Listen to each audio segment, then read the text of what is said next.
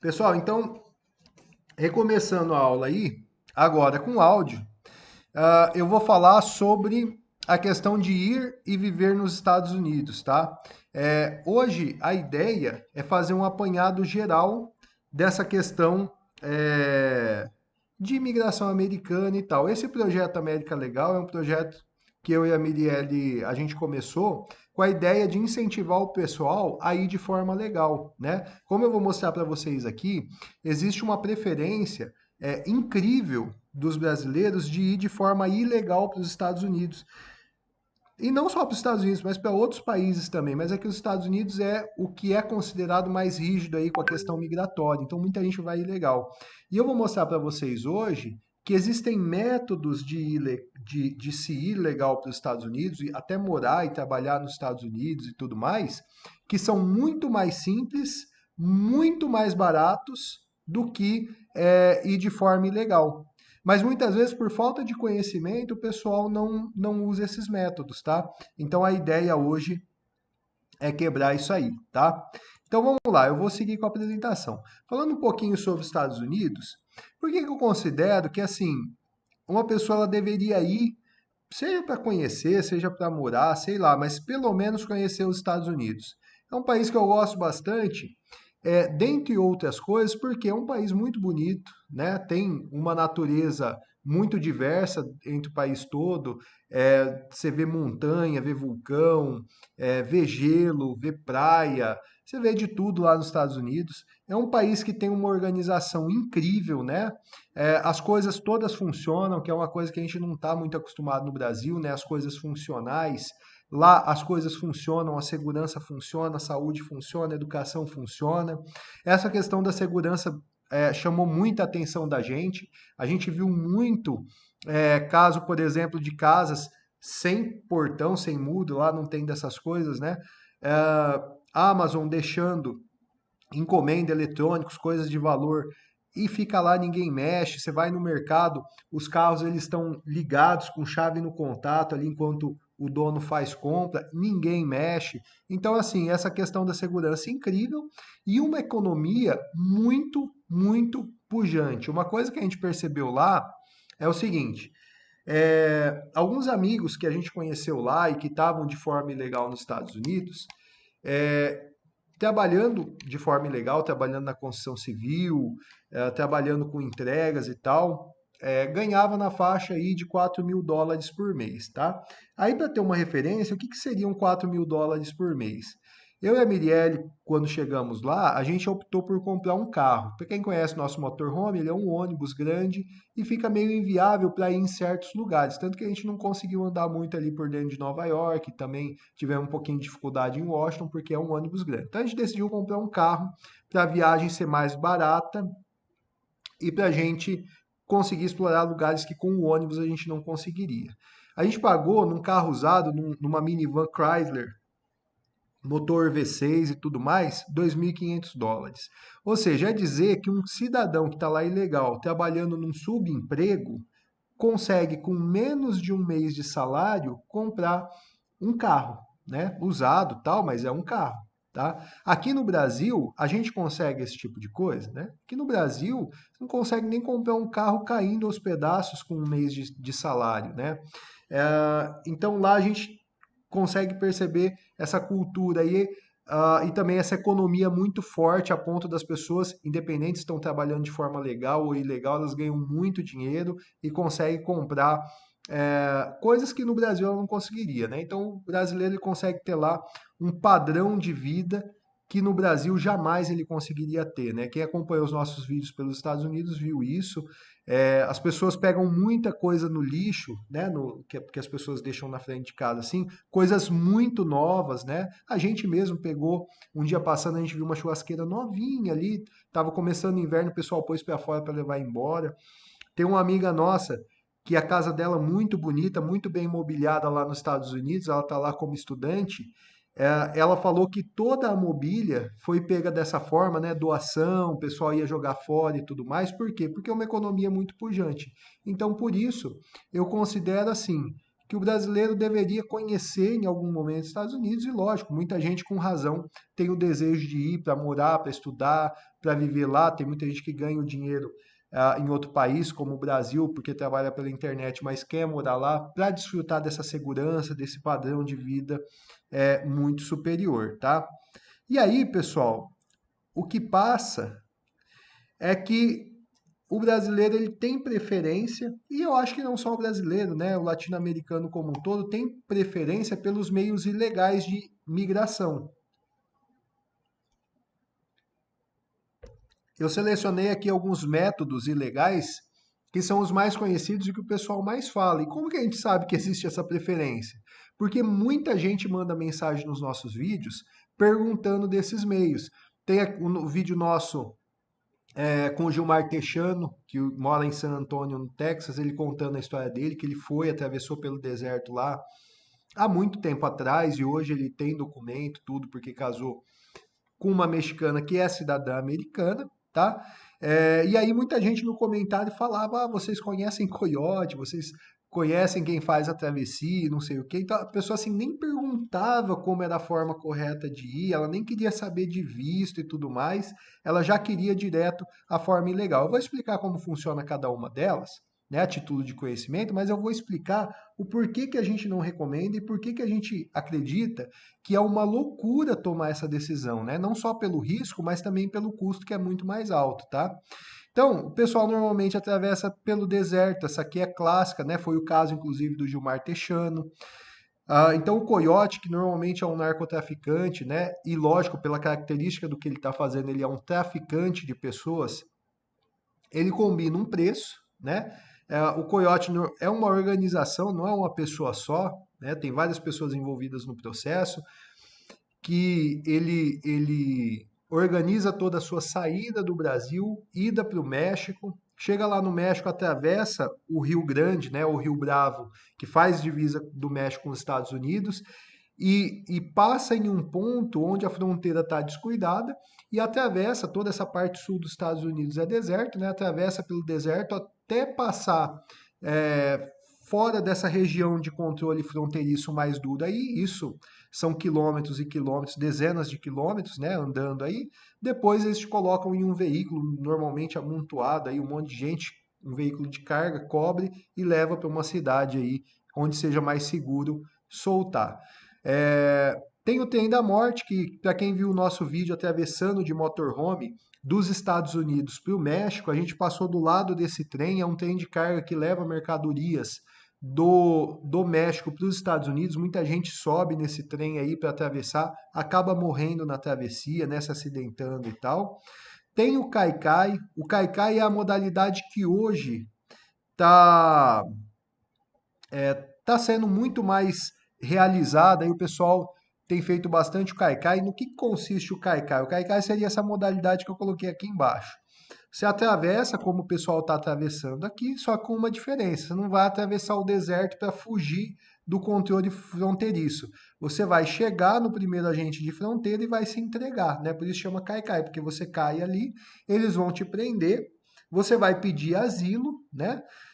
Lógico, esse asilo ele não é concedido, né? Ele não está dentro, ele não está enquadrado na legislação americana, porque o brasileiro não está em condição de pedir asilo. Mas pede, aí o que, que acontece? O agente coloca o, o, o imigrante em liberdade para ele aguardar em solo americano o julgamento. E nesse período a pessoa arruma um emprego e vai trabalhar e tal, apesar de não ser permitido, mas ela vai trabalhar. E aí, o dia que sair o julgamento, se ela for deportada, ela fez um bom dinheiro e tal. Tem o casamento, tem a travessia pelo mar, né? O pessoal normalmente atravessa ali pelo Mar do Caribe, Golfo do México, pelas Bahamas, região de Cuba, para desembarcar o pessoal aí na Flórida, Texas e Louisiana. Tem o casamento arranjado, muita gente vai com casamento arranjado, mas mais gente ainda, uma vez estando lá ilegal, arranja um casamento onde paga, e vocês vão ver na categoria de vistos aí o porquê que o casamento arranjado na verdade, não o casamento arranjado, né? Porque que o casamento ele dá o direito de visto de imigrante e visto de e cidadania também. Então, muita gente arruma um casamento, arranja um casamento para se regularizar, e na maioria das vezes, esse casamento arranjado, a pessoa, né, a mulher ou o homem que concede o casamento, ele cobra um valor, normalmente na faixa de US$ 30.000, tá? Você fica junto, vai ter ali o visto de imigrante a princípio, depois do casamento, um certo tempo, a imigração vai fazer visitas para ver se realmente está casado mesmo e tudo mais, a pessoa ela consegue a cidadania. E tem o visto falso hoje ele é muito difícil, porque tem o sistema de informação americana interligado, então a gente vai saber que você não tem o visto porque não consta o número de visto no sistema dele, mas muita gente já foi com visto falso também, tá, pessoal? Agora deixa eu falar, realmente o Caicai hoje é a sensação, né? A gente vê nos grupos o pessoal falando muito aí que foi com Caicai. Só que o Caicai, a pessoa chega lá, ela fica ilegal, com quase certeza que um dia vai vir embora, né? E ela não consegue se regularizar.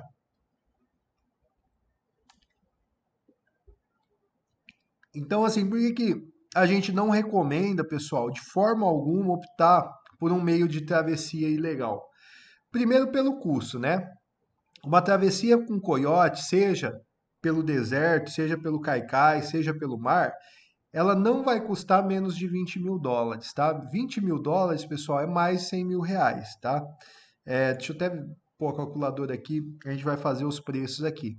Uma travessia com coiote, olha lá, põe aí 20.000 vezes, o dólar aí tá 5,75 hoje, dá R$ 115.000, tá? R$ 115.000.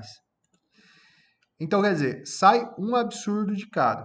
Aí você vai falar assim, mas eu conheço muita gente pobre que foi dessa forma, né? Vai dessa forma por quê? Porque o coiote sabe que uma vez nos Estados Unidos a pessoa tem condições de pagar isso. Trabalhando lá, ela tem condições de pagar. Então ele cobra um valor pequeno para ir, tá? E uma vez que você tá lá, você tem que pagar.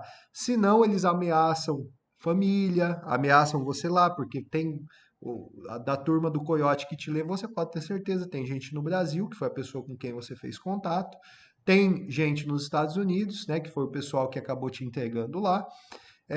Então eles vão ameaçar. Tem muita gente que pega escritura de propriedade, recibo de veículo, esse tipo de coisa, então a pessoa acaba indo. Só que assim, ela vende a alma pro diabo. O próprio Gilmar Techano contou que depois que deixaram ele lá, ainda quiseram extorquir mais ele, tirar mais dinheiro dele. E conseguiram um pouco, só não conseguiram mais porque ele realmente não tinha da onde tirar mais. Mas aí o que eu acho mais grave é o seguinte: todas essas travessias colocam a vida em risco, tá? Recentemente a gente teve o caso da brasileira que foi abandonada no deserto e ela acabou morrendo, né? Recentemente também a Guarda Costeira Americana achou vários corpos de imigrantes no Golfo do México. E deixa eu explicar o que que acontece, pessoal. O coiote, ele é um traficante de pessoas. A lei americana pune duramente o tráfico de pessoas, tá? Entre outras coisas, o tráfico de pessoas é duramente punido. Então, o traficante está levando um lote de pessoas ali pelo mar. Vem uma patrulha da guarda costeira, o que que ele faz? Ele mesmo, e quando eu falo ele, normalmente eles não vão sozinhos, tá? Vão em mais gente. Eles mesmos jogam as pessoas no mar e vão embora, porque é melhor eles perderem aquele lote de travessia do que eles perderem a liberdade e, consequentemente, os próximos lotes. Então, eles mesmos abandonam pessoas no deserto, então vem uma patrulha, aí é cada um por si, e no meio do deserto, a pessoa não sobrevive, tá? Ou sobrevive com sequelas. O próprio Gilmar Teixeira conta lá no vídeo que está no nosso canal todo o apuro que ele passou lá no meio do deserto, tanto que ele teve que andar, ficar perdido, enfim, ser transportado como carga numa caminhonete, uma pessoa por cima da outra e tudo mais. Então a gente não recomenda, tá? Porque um visto, se você pagasse uma assessoria excelente, excelente, mais o visto, vai te custar muito barato, não vai custar nem uma fraçãozinha do que o coiote cobra. E você vai de forma legalizada, tá? Sem colocar sua saúde, sua segurança em risco, tá? Esse do casamento arranjado, muita gente acha que esse não tem o que dar errado, mas a gente viu casos assim. Tem gente que fala, não, atravessar de coiote eu não atravesso. Mas se eu arrumar alguém que cobra para casar comigo e dar cidadania, eu vou. E o que a gente viu muitos casos acontecerem, e isso é frequente, é o seguinte: a pessoa casa, paga os US$ 30.000, que é o que o pessoal normalmente cobra lá por um casamento arranjado. US$ 30.000, pessoal, no preço do real do dólar de hoje, são R$ 172.500, tá? Só que o que acontece? Esse processo do casamento é um processo longo, tá? Por quê? Porque tem a parte do noivado, casamento, depois tem que ficar pelo menos um ano casado, recebendo visita da imigração e tudo mais. Quando chega no final do período, é muito comum a gente ver quem vendeu o, o casamento chantagear a pessoa que comprou o casamento para pegar mais dinheiro, ou às vezes porque se apaixonou e não quer largar, esse tipo de coisa, tá? Inclusive essa foto dessa senhora e o cara aqui, eu coloquei aqui porque eu achei engraçado, os brasileiros colocando num grupo aí de brasileiros dos Estados Unidos, assim, né, com a legenda, agora é só esperar o meu green card, que é justamente o que acontece lá. O pessoal arruma um casamento desses, né, na maioria das vezes pago, e daí fica só no aguardo de chegar o green card, tá? Então, esses meios, eles são assim, ó, terríveis, tá, pessoal?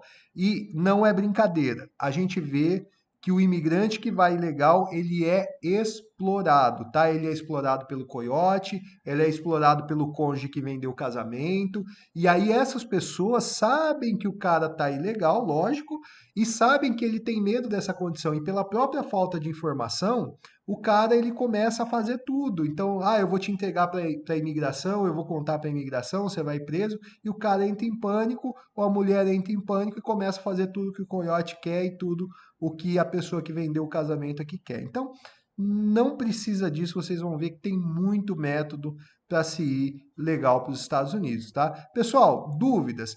Isso aqui é para ser um bate-papo, é para ser leve. Essa é a primeira live. Eu não sei se eu consigo fazer toda semana, mas eu vou tentar fazer toda semana na terça-feira uma live falando de um tema diferente. Hoje vai ser um pouquinho mais longa porque eu quero mostrar o todo para vocês, né? Eu quero explicar o todo. Depois a gente pode ir nas próximas semanas se aprofundando em um outro tema, falar sobre vistos de imigrante, sobre uma classe específica aí de visto, sobre documentação, sobre DS-160, sobre entrevista, sobre patrocinador, sobre uma série de coisas, tá? Mas hoje é um geralzão, então se tiver dúvida, manda aí e vocês podem contribuir com as lives que a gente vai fazer, mandando sugestão de tema, né? O que vocês querem saber, ok? Então vamos lá. Para ir legal, existem basicamente duas formas, tá? Ou você vai como um imigrante, ou você vai como um não imigrante. Para você ir para os Estados Unidos, nós que somos brasileiros, sempre vamos precisar de um visto, tá? O que é um visto? Um visto ele é ele é um estampo, né? Uma impressão que é feita no passaporte. É, Deixa eu ver com a Mirielle aqui se ela pode pegar na minha bolsa. Tem uma carteira vermelha, eu acho que o meu passaporte está lá dentro. De uma carteira vermelha da Aeroméxico. Se tiver, eu vou mostrar para vocês. Esse. Deixa eu ver. Vamos ver se. Não, tá. Realmente a carteira tá aqui, o passaporte não tá. Senão eu ia mostrar para vocês. Mas eu já postei o das crianças lá no Instagram. Ele é um estampo colocado em uma página do passaporte e esse visto ele te dá direito de chegar até um porto de entrada dos Estados Unidos. Já já eu vou desmistificar esses conceitos aí. Muita gente confunde visto com permanência, com work permit, com um monte de coisa. Mas assim, o visto ele te dá o direito de chegar até um porto de entrada para pedir permissão para entrar nos Estados Unidos, tá? Então, se você não tiver um visto, você não vai poder embarcar no caso de uma aeronave. Então você vai chegar no aeroporto, a companhia não vai te deixar embarcar, porque você não tem o direito de ir até um porto de entrada dos Estados Unidos. Se você estiver indo por terra, por exemplo, pelo México, em uma das barreiras de controle fronteiriço, ou na própria fronteira, mas para o lado mexicano, eles não vão te deixar acessar o lado americano sem o visto. Por quê? Porque você não tem direito, você não tem permissão para chegar até um porto de entrada. O visto, ele vai te dar esse direito. E existem duas grandes classes de visto. O visto de imigrante, O visto de imigrante é para a pessoa que tem o propósito de morar nos Estados Unidos, de se mudar para os Estados Unidos, de viver permanentemente nos Estados Unidos. E o de não imigrante, como o próprio nome já diz, é daquela pessoa que quer ir temporariamente para os Estados Unidos. Então veja que o propósito ele já começa a clarear aqui, porque só adiantando também, muitas vezes a gente percebe pessoas que têm total condições de conseguir um visto, até porque todo mundo tem condições de conseguir um visto americano, mas muitas vezes não consegue porque aplica para o visto errado, tá? Conta uma história, mas na verdade essa história, apesar de verdadeira, não casa com o tipo de visto que ela está pleiteando, tá? E esse visto e essa história que ela está contando casa com outro visto que ela pode pedir, que às vezes é até mais simples do que o visto que ela está pleiteando. Só que na cabeça do brasileiro só existe visto de turismo e green card. Ele não entende que existem vários tipos de visto, tá? Dentro dessas duas classes, imigrante e não imigrante, tá? E aí eu vou mostrar para vocês as principais classes de visto de imigrante, né? Se o seu propósito, por exemplo, é morar nos Estados Unidos, você vai ter que aplicar para um visto de imigrante. Quais são os principais casos de visto de imigrante aqui? Por exemplo, cônjuge de um cidadão americano. Se você casa com um cidadão americano, você pode aplicar para o IR1. Aí que está o casamento arranjado. A pessoa arranja um casamento e aplica para o IR1 ou para o CR1, tá? Tem o caso, por exemplo, do noivo.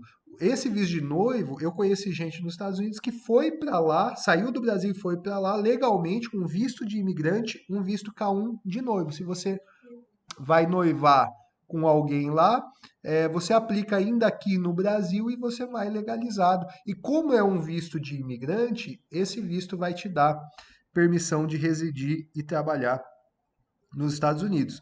A adoção internacional de crianças órfãos por cidadãos americanos, naturalmente a criança ela vai ter o visto de imigrante, alguns membros de família de cidadãos americanos ou de residentes permanentes legais.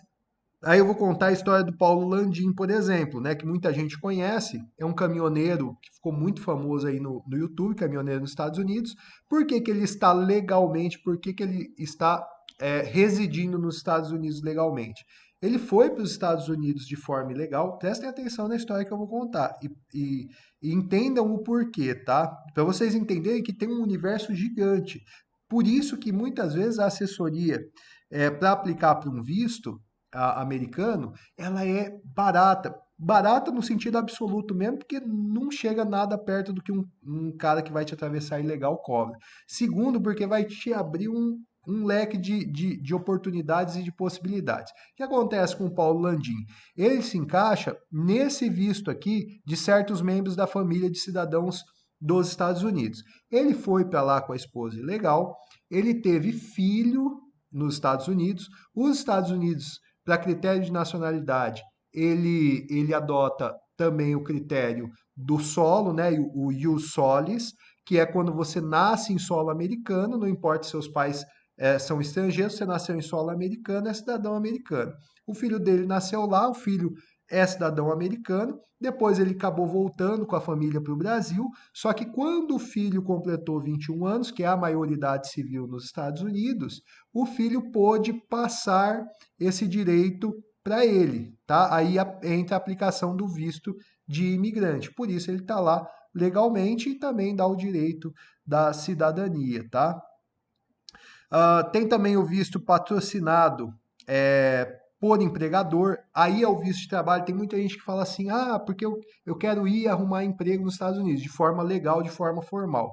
Só patrocinado pelo empregador. Então você tem que ter alguma empresa lá que vai patrocinar a sua ida, tá? Só que isso daí não é tão simples. A gente pode fazer uma aula, uma live falando só disso. Tem alguns requisitos, tá? Mas esse visto de trabalho que o pessoal menciona é só através disso aqui, tá? Os outros que eu mencionei aqui te dão direito de trabalho? Dão, tá? Mas aí você percebe que você está indo por conta de outro fator. E, especificamente para trabalhar, aí tem que ser patrocinado aí o caso do E1 e E2. Aí tem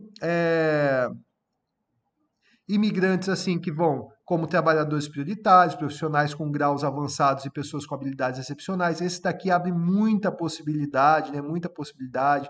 Caso, por exemplo, de advogados, médicos, que conseguem comprovar alguns requisitos que está na lei de imigração americana, como formação excepcional, reconhecimento, prêmios, honorários acima da média do mercado de trabalho do país, enfim, né? Tem trabalhadores religiosos, tradutores, tem o pessoal afegão e iraquiano que trabalhou para o governo dos Estados Unidos e tal, consegue visto de imigrante.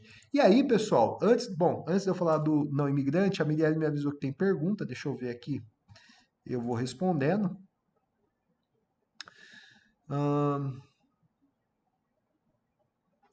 Deixa eu ir lá, o Luciano tá falando assim, ó, sou autônomo no Brasil. Por esse motivo, minha condição financeira está relativamente boa. Não tenho nenhuma intenção de ficar lá morando, mas já tive o visto negado por querer ir só. Alguma sugestão ou solução para o meu caso? Sim, a gente vai comentar isso, Luciano.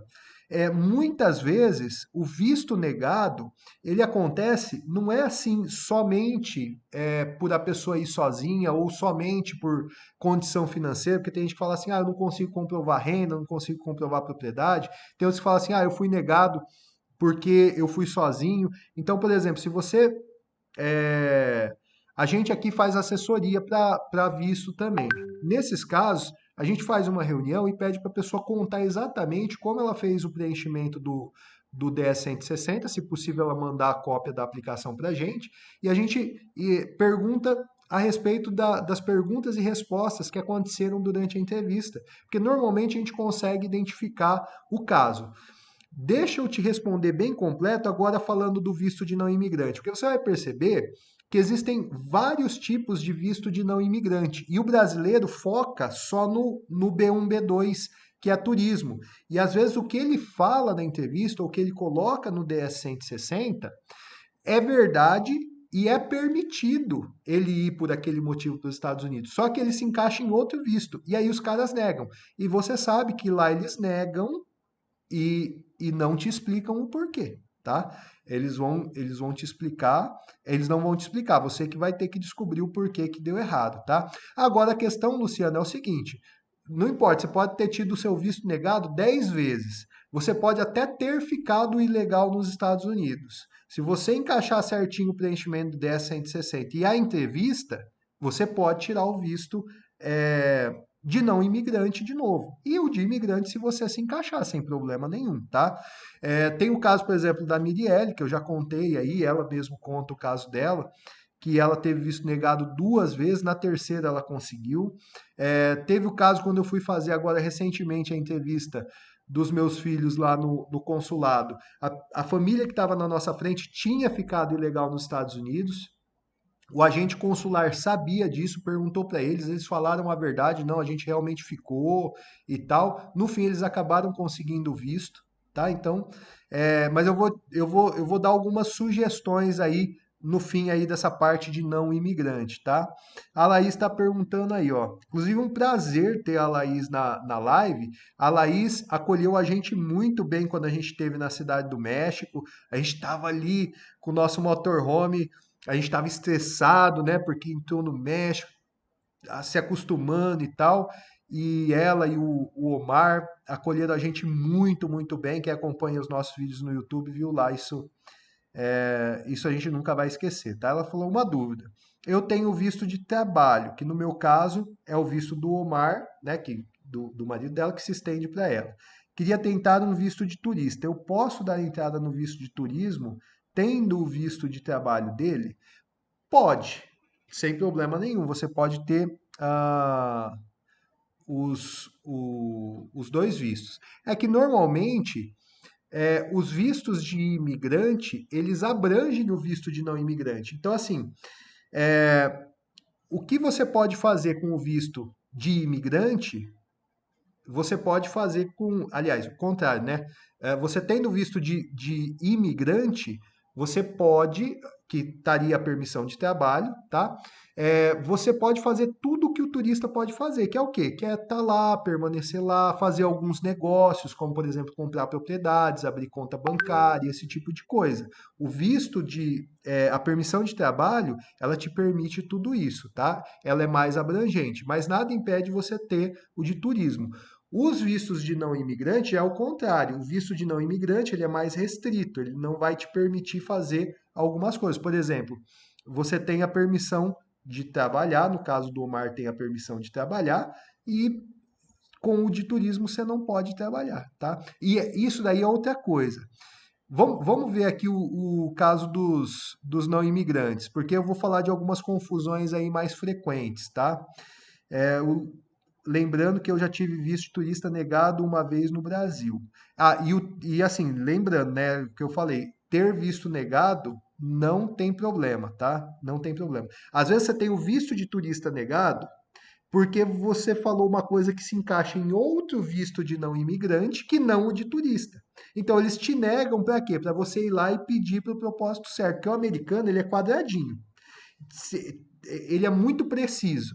Se encaixa aqui, você não pode pôr aqui. Ah, mas é a mesma coisa. Não é. Se está diferente, para ele não é. Então, às vezes, o negado é só por isso. Então, veja lá. Deixa eu só passar aqui para o slide de novo.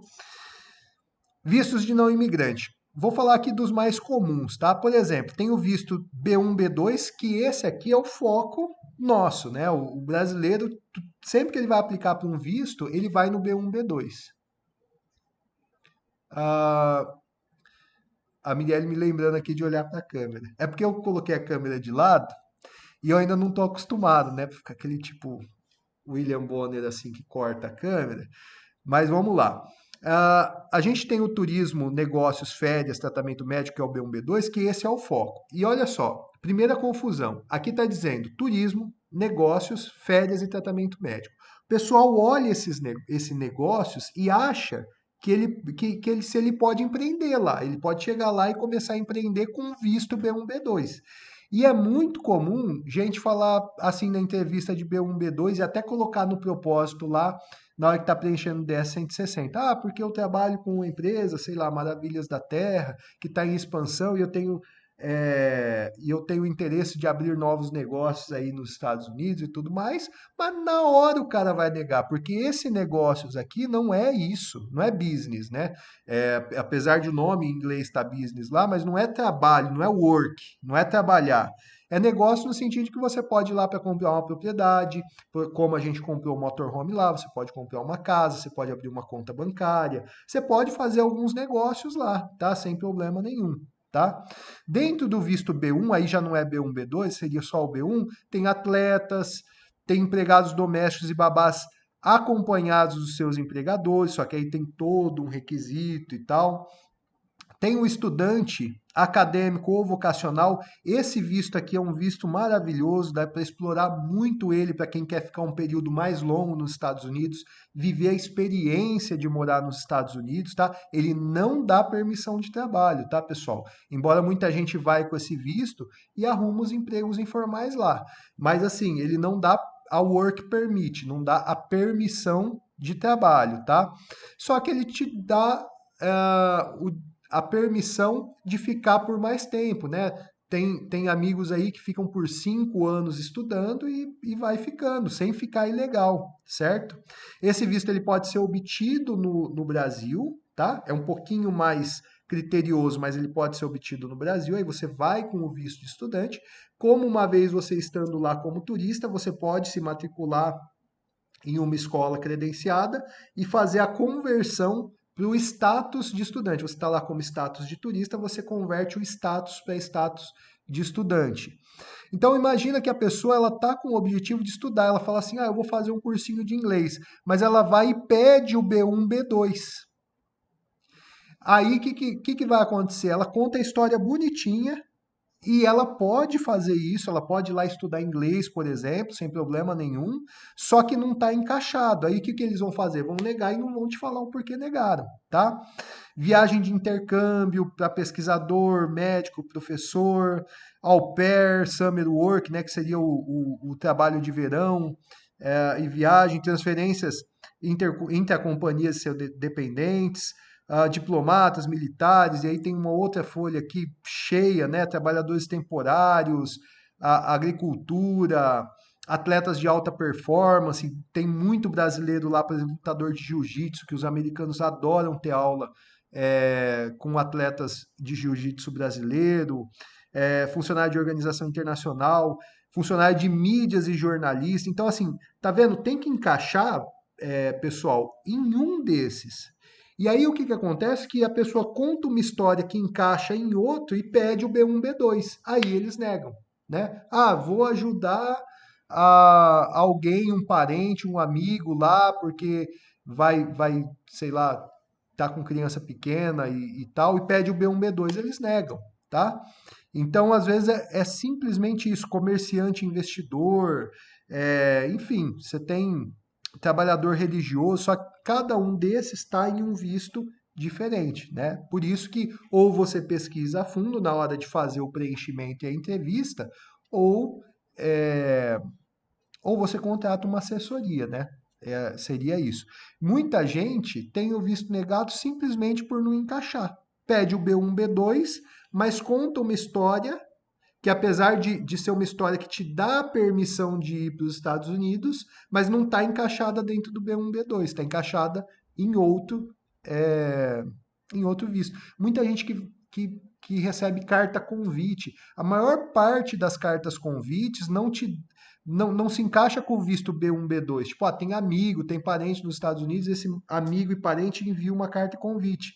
E aí a pessoa vai lá e aplica para o B1, B2. Não dá direito. Aí vão negar e você fala, cara, mas eu tô certinho.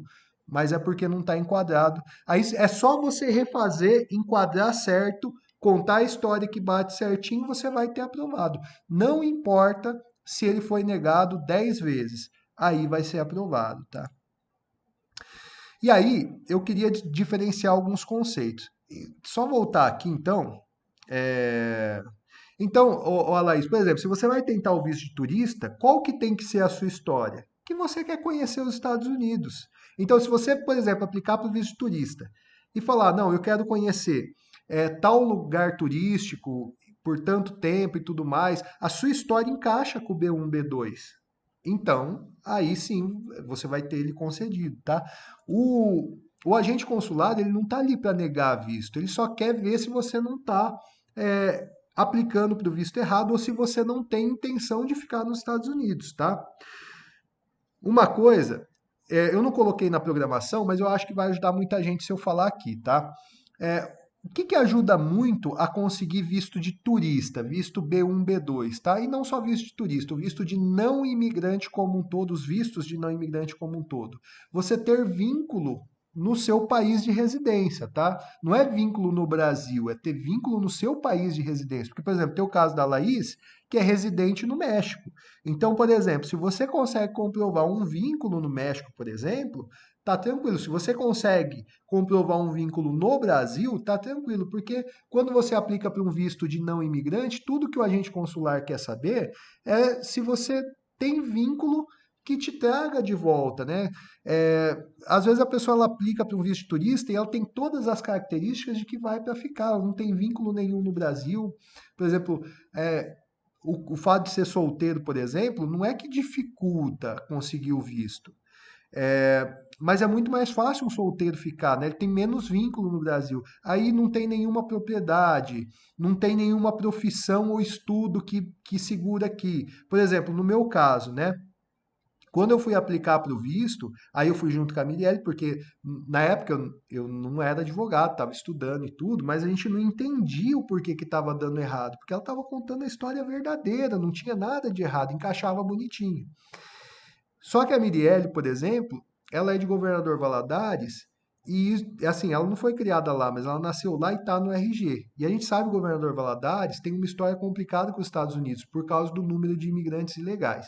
E o que aconteceu é que ela tentou sozinha a primeira vez, na época ela não estudava, e a gente tinha uma empresa, então ela trabalhava, lógico, mas não tinha registro, não tinha nada que formalizasse isso. E ela foi, tentou 2 vezes no consulado em São Paulo e não deu certo.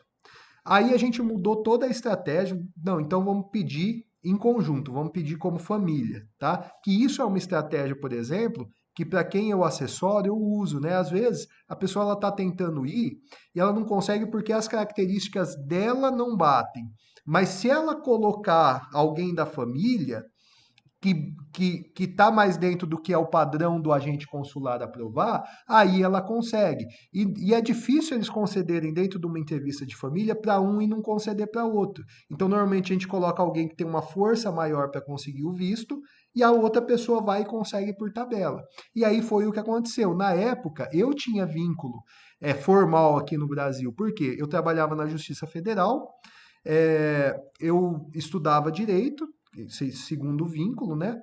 E, e aí a gente foi na embaixada. Aí a gente não quis mais ir no consulado, porque a gente pensou que o problema era o consulado. Então, era a primeira vez que eu estava tentando, e no caso da Mirielle, era a terceira vez. A gente foi para a embaixada em Brasília. Aí a gente falou que a gente queria ir para Orlando, para conhecer Orlando, Disney e tudo mais, e queria ficar por tanto tempo. Aí a entrevista da minha parte foi muito simples. O agente consulado olhou para mim e falou assim: Você estuda direito? Eu falei: Estudo, porque isso estava no meu DS 160. Você trabalha com um juiz federal? Sim, trabalho. Aí ele falou: O seu visto está concedido, colocou meu passaporte na bolsinha ali, que vai depois para o caso para fazer a impressão e tal, para fazer a entrega, e aí passou para a Mirielle. Aí para ela ele fez muito mais pergunta, mas concedeu. Então é uma estratégia que bate também. Então a história, se você está aplicando para o visto de turismo, a sua história tem que ser de turismo, senão não vai bater, tá? Muita gente às vezes quer complicar, porque outra coisa, o americano ele é simples, né? A língua inglesa é simples, como o americano é um cara simples. Então, ele não gosta de muita explicação. Ele quer saber o propósito, não quer saber a explicação.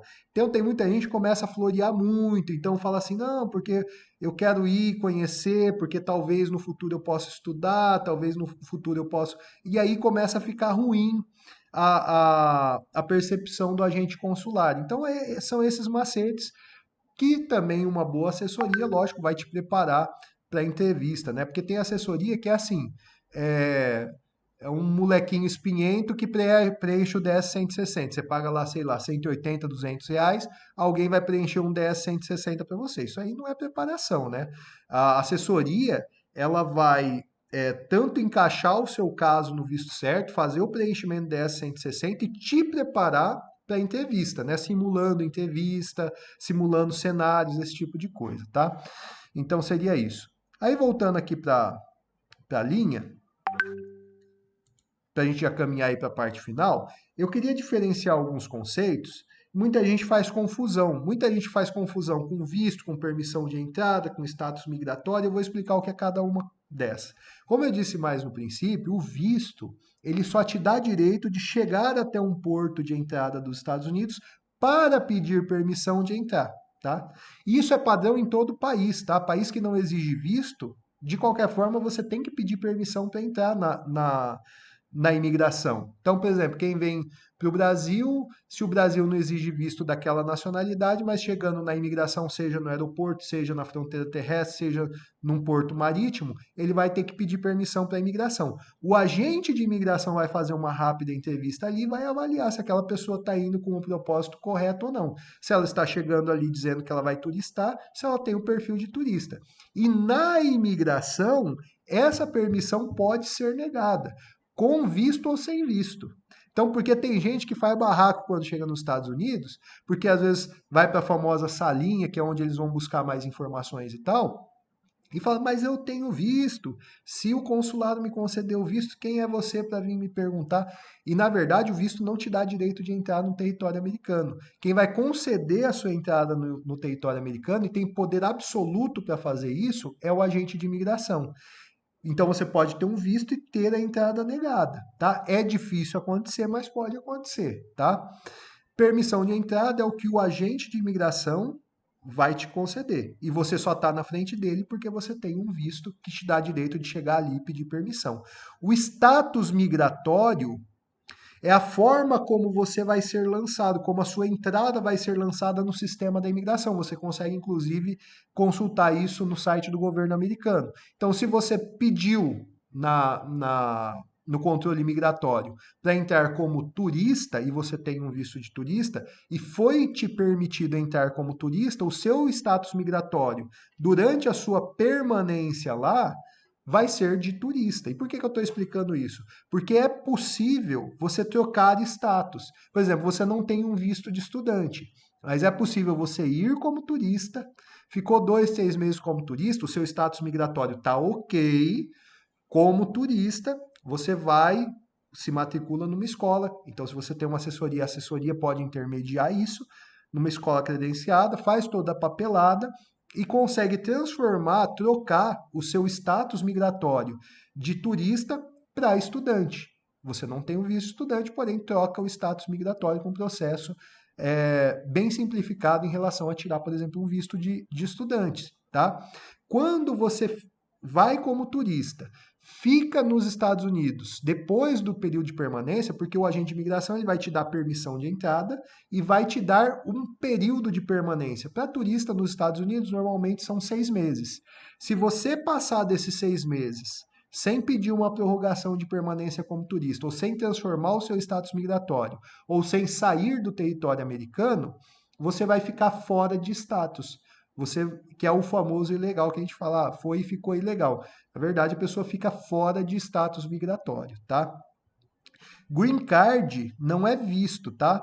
Na verdade, ele é uma espécie de visto, é um visto migratório, mas tem gente que acha que o visto de não imigrante é o Green Card, não tem nada a ver. O Green Card é o visto de residência permanente, e ele é chamado assim porque a pessoa recebe um cartão de residente que é verde, então acabou ficando Green Card. E o Work Permit é uma permissão para trabalhar.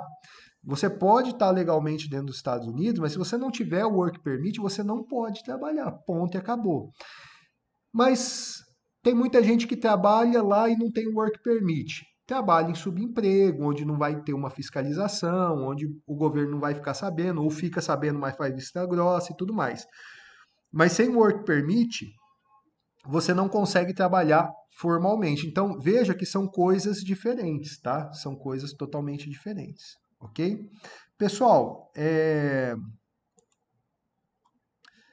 tá dando para entender? Tem dúvidas? Fala aí, só para eu ter uma base, porque senão eu vou achar que eu estou viajando muito. A ideia hoje realmente foi fazer um assunto bem amplo, dar um panorama geral, entender as formas ilegais, as formas legais, diferença dos vistos e tudo mais. Nas próximas lives a gente pode ir aprofundando nos assuntos que vocês pedirem aí. Cada semana a gente fala de um assunto para aprofundar, tá? E vocês vão me falando, se tiver dúvida.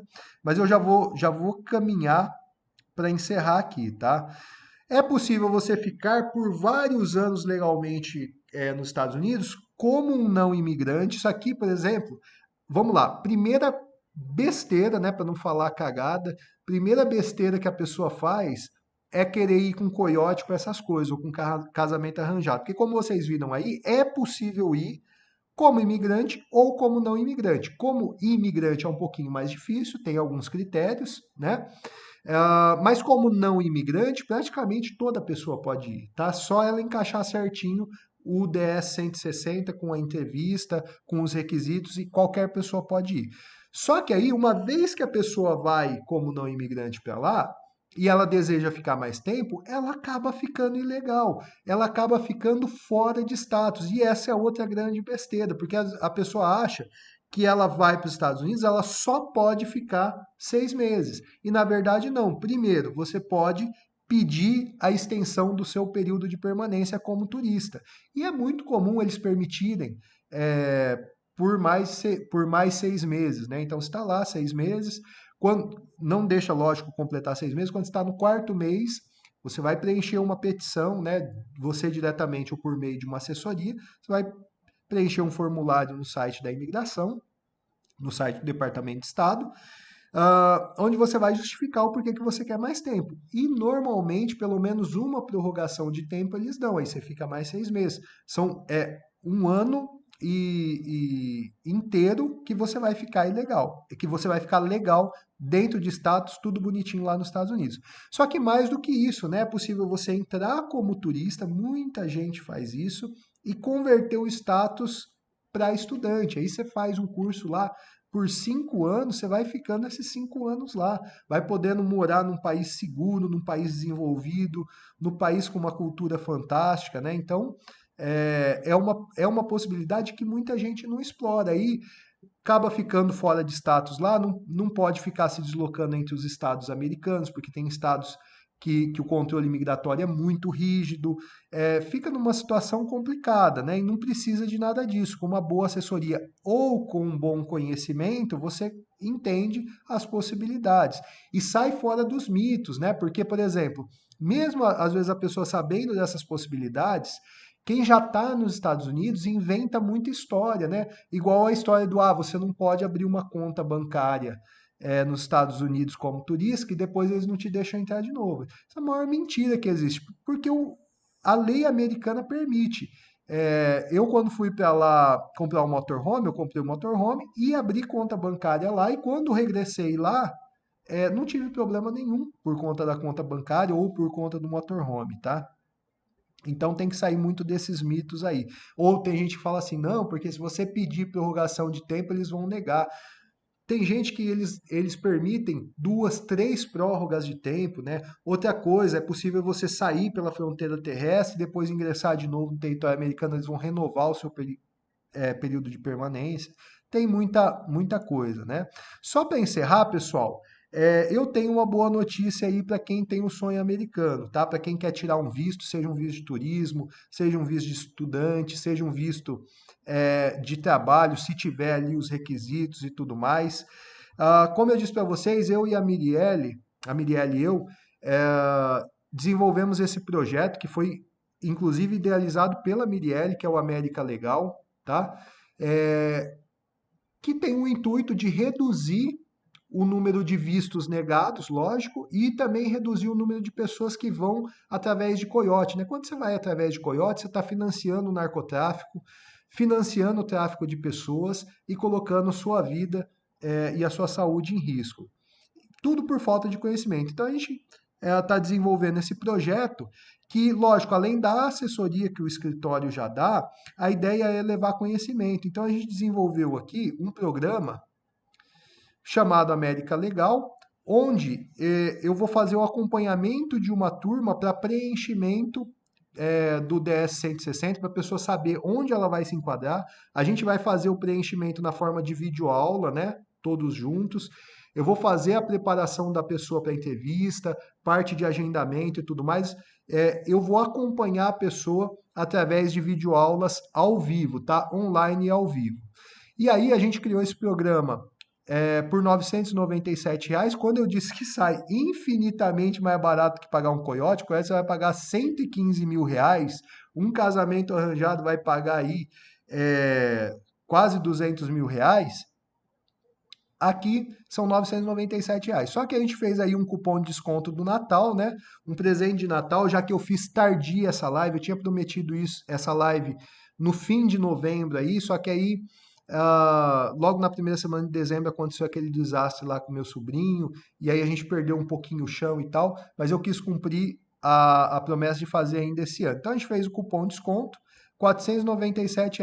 Quem quiser usar desse método, pessoal, para aprender a fazer o preenchimento do formulário, se preparar de forma coletiva aí para a entrevista, aprender todos os detalhes e poder aplicar para o seu visto de forma acompanhada, eu recomendo, deixei fixado aí, se vocês olharem no bate-papo, tem no topo esse cartão, esse cupom de desconto, eu vou colocar aí.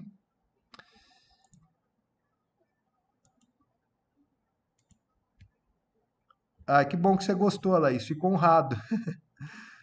Deixa eu ver, a Laís falou aí, ó. essa rápida entrevista com o agente de imigração, eu percebi que é mais difícil em alguns estados dos Estados Unidos. Exatamente. E é também a razão, ô Laís, pela qual o Caicai não funciona mais em todos os estados e não vai funcionar quase em nenhum estado. O que que acontece? Diferentemente do Brasil, onde o controle migratório é puramente federal, nos Estados Unidos, o estado participa do controle migratório. Então, Texas, por exemplo, fronteira deles é blindada. E o Caicai não funciona no Texas, por exemplo, por quê?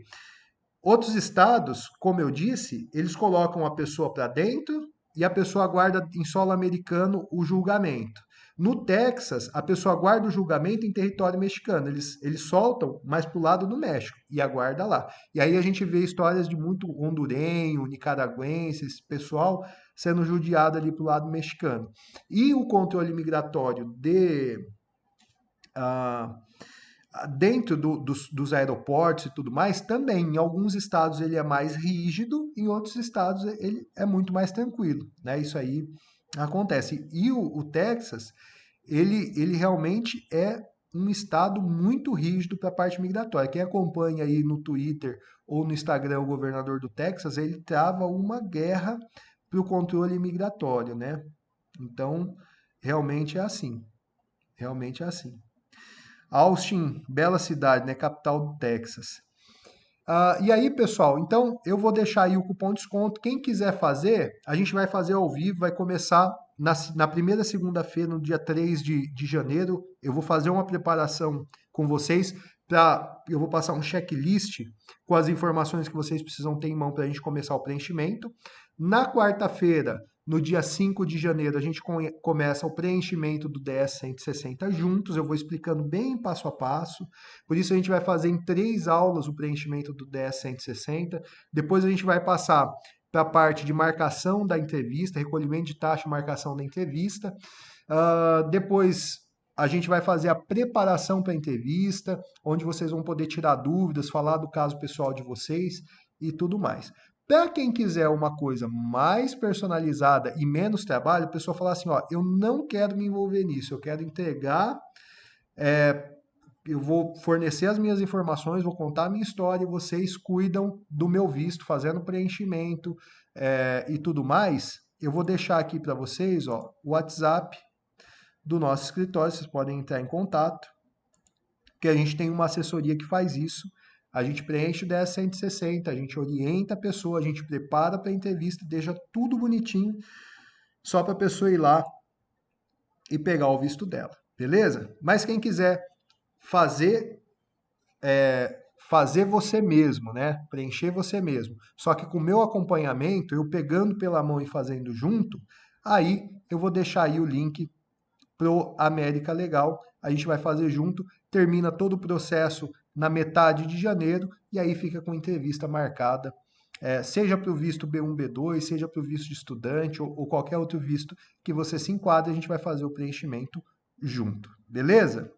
Pessoal, então é isso. Eu espero que vocês tenham gostado. Vou me organizar aqui para fazer outras lives. Acompanhem a gente aí pelo Bora Todo Mundo, que é onde eu vou me comunicar. Para quem se inscreveu na live, eu vou poder mandar e-mail, porque aí eu já tenho e-mail e tal. Mas a ideia é fazer, vou ver se na terça-feira que vem a gente faz outra live aí, aprofundando no assunto. Eu vou abrir os stories a caixa de pergunta nos stories no Bora Todo Mundo, para tirar mais dúvidas caso tenha, e para vocês sugerirem tema para a próxima live. O que vocês acham?